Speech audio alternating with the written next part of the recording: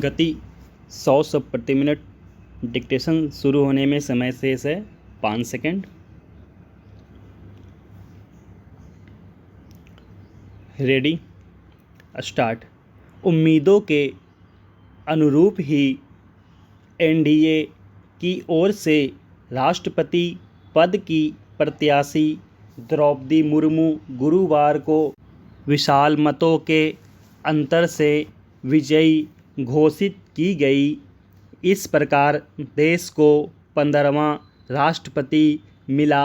वह देश की दूसरी महिला राष्ट्रपति और पहली आदिवासी राष्ट्रपति होंगी।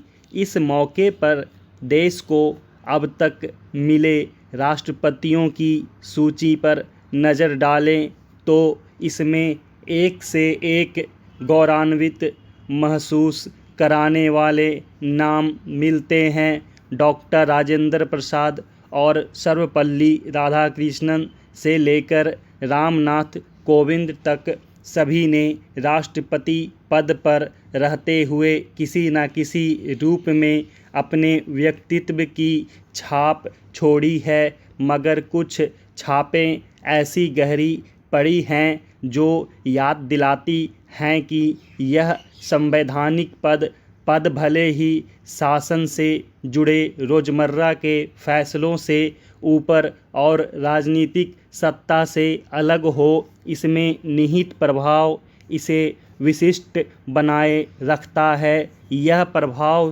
ही इसे असाधारण परिस्थितियों में राष्ट्र का मार्गदर्शन करने और सामान्य परिस्थितियों में उसे प्रेरित करने की क्षमता से लैस करता है। कुछ राष्ट्रपतियों के कार्यकाल में विवाद भी बेशक हुए हैं, लेकिन ये विवाद राष्ट्रपति पद की शोभा नहीं बढ़ा सके।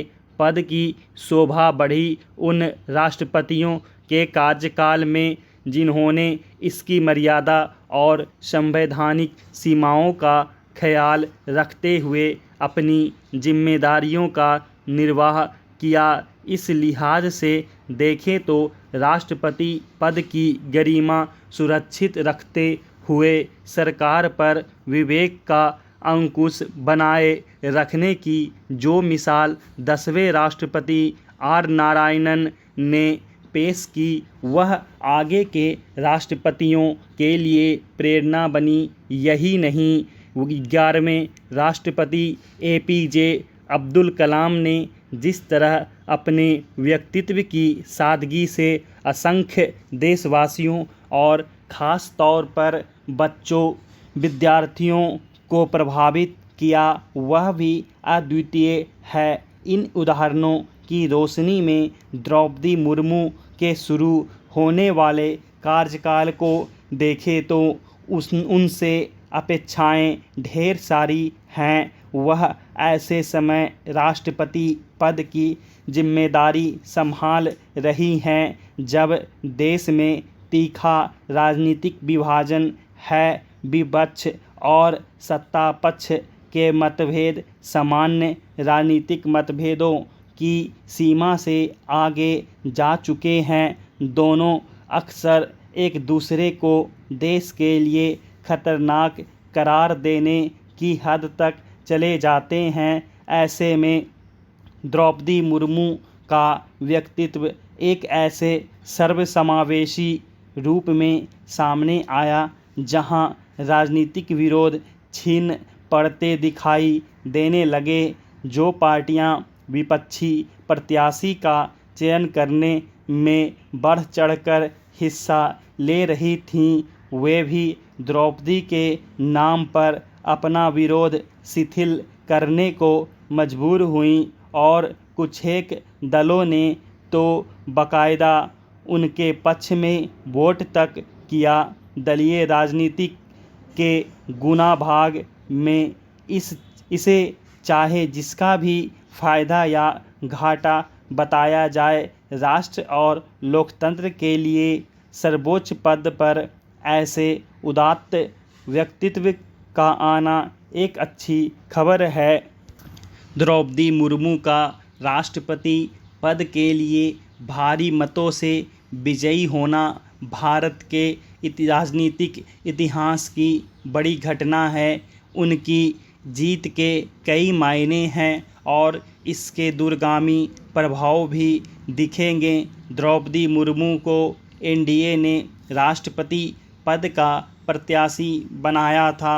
उनके नाम की घोषणा के बाद ऐसे हालात बने कि कई दलों को उनका समर्थन करना पड़ा।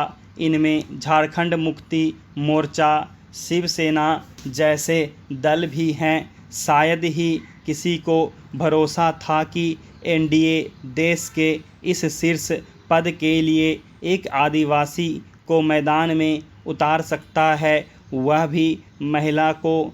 इसलिए ऐसा लगा कि विपक्षी दल के पास एनडीए के इस मास्टर स्ट्रोक की कोई काट नहीं थी। यह इस बात का संकेत है कि द्रौपदी मुर्मू को लोग देश के इस सर्वोच्च पद पर देखना चाहते हैं। सियासत में नेता का चेहरा और उसकी छवि मुद्दों से अधिक मायने रखते हैं।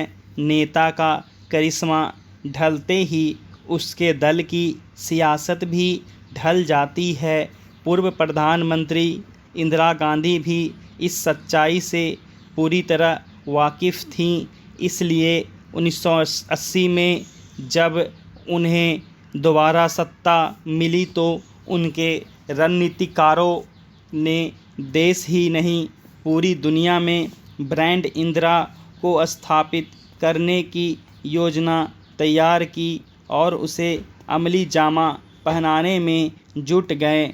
इसके तहत इंग्लैंड में पूरे 8 महीने भारत महोत्सव चलाया गया।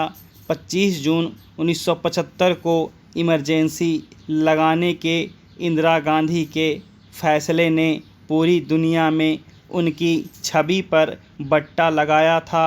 खासकर पश्चिमी मीडिया ने उन्हें एक तानाशाह और जन विरोधी चेहरे के तौर पर पेश किया। लेकिन 1980 के चुनावों में जनता पार्टी हो गई फेल, खा गई चीनी मिट्टी तेल के नारों के साथ जनता का आक्रोश दिखा।